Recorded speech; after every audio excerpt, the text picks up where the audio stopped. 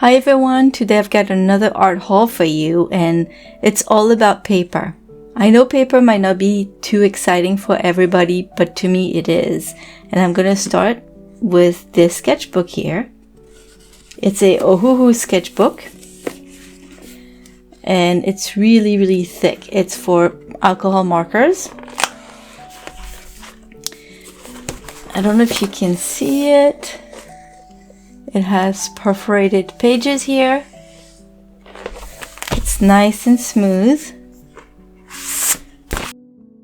And it comes with a piece of plastic that you can put under the page so that your markers don't bleed through to the next page.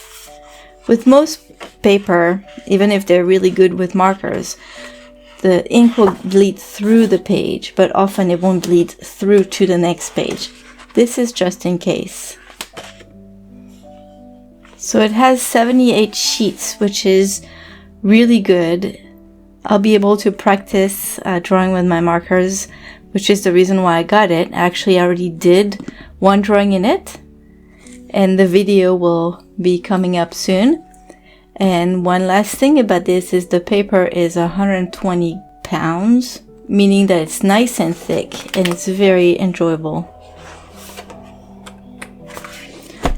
So I can already tell you this is a pretty good one. Then we have a bunch of Canson XL paper. I'm usually not a fan of student paper, but Canson XL is starting to have a lot more specialty paper and it's getting pretty good. So this one is the fluid mixed media and I think it's pretty much for inks. It's 90 pounds only, which I'm a bit worried about, but hopefully it'll be good. It does feel thick, even for a 90-pound paper. It's nice and smooth, but it has a very slight texture, but it's mostly smooth. So I'm excited to try this with inks. The next one is the XL Mixed Media, but it's a rough paper.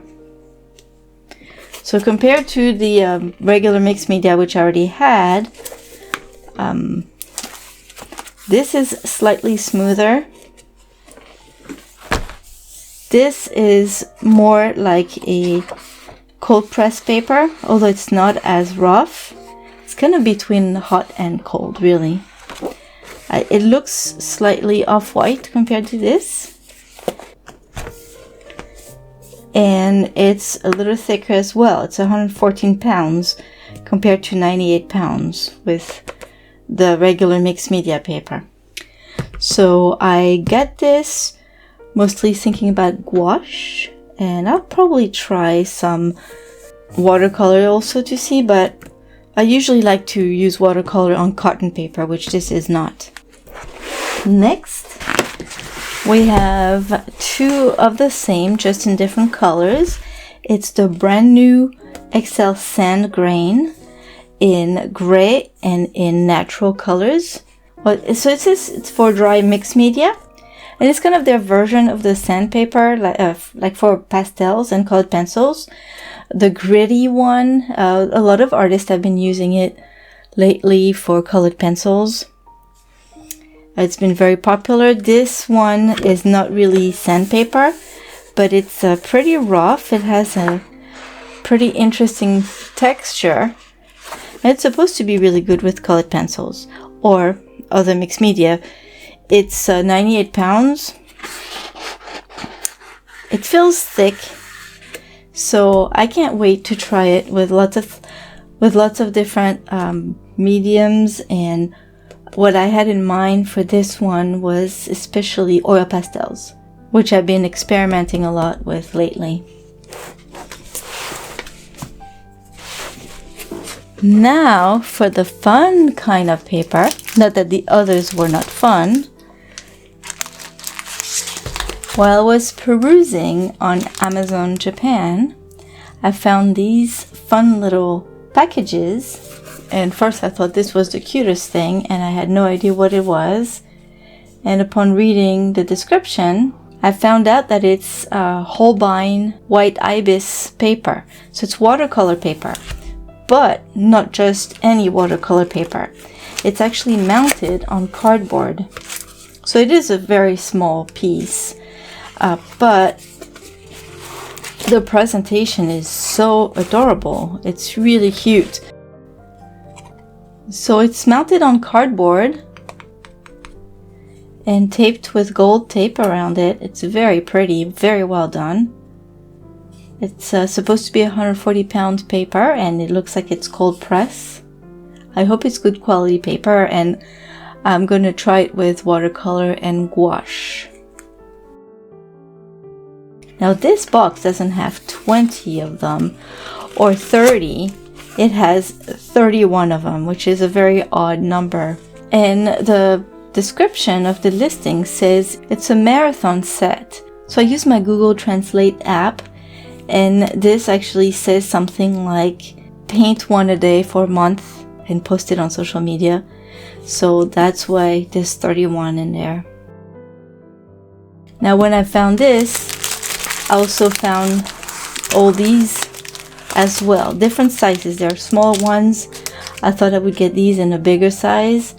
It's basically the same thing. It's a different brand. It's Muse paper. This one is White Watson, which is cold press paper. This one is Comic Cant paper, which is more like hot press paper. And this is black paper. So these, of course, you can use watercolor with them. The cold press is not very textured, and it says that it's pretty good for colored pencils, and you can use markers for this.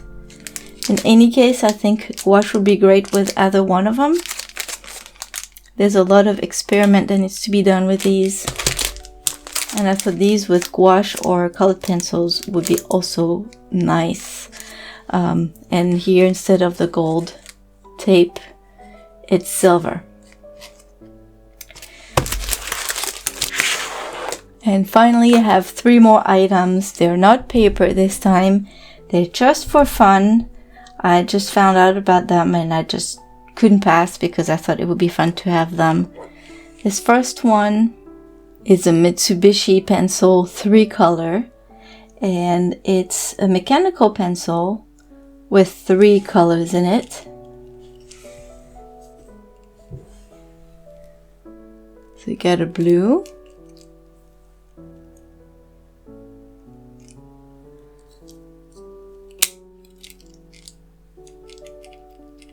an orange,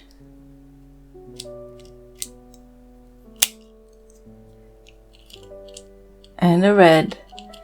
And you probably can fill it up with anything you want. You can open it up to recharge it. So I figured if you like to sketch with different colors, it's nice to have it on the go instead of having 3 different mechanical pencils.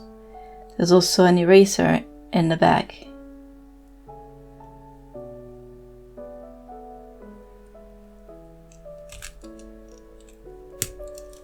So there's one. I'm excited. I really like the unicolor refills.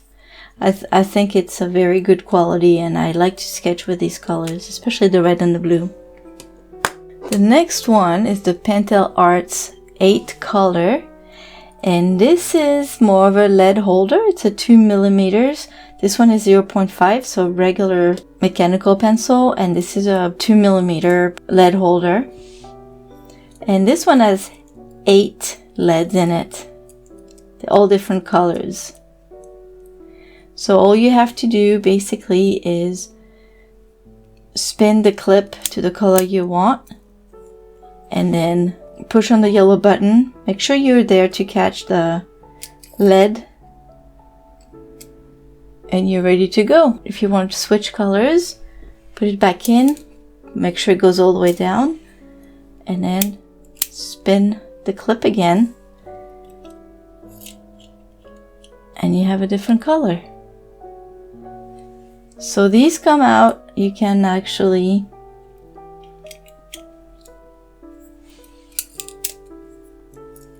once you make sure that all the leads are back in there, you can spin that yellow button up there all the way to the front. And once you select a color, you push all the way and it comes out. And then you can refill it with either the Pentel Arts colors, or I would think that any 2mm lead would fit, except you have to make sure that it's the right size. Can't be any longer than this. So these are really soft. They're great as colored pencils.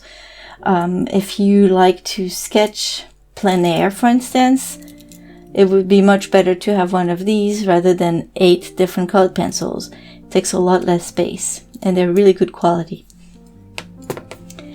And last but not least, I came upon this by chance, and this is actually a mechanical pencil. This one is a 0.9 millimeter, so it's a little bit thicker than this, not by much.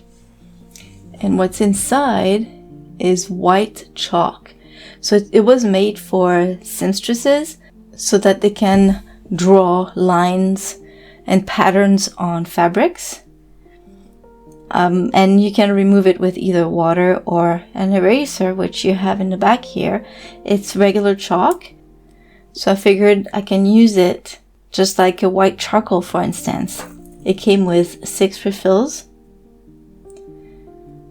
and I think this will be fun to sketch in a black paper sketchbook, for instance, or to add very fine white highlights.